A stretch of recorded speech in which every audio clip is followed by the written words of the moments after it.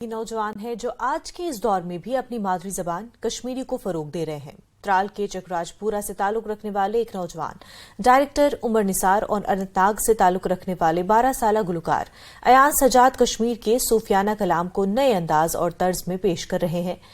इन दोनों ने अभी 3 कश्मीरी नगमे रिलीज किए हैं जो काफी मकबूल हो रहे हैं। इन दोनों कलाकारों का कहना है कि वो कश्मीरी जबान को दुनिया के हर कोने तक पहुंचाना चाहते हैं।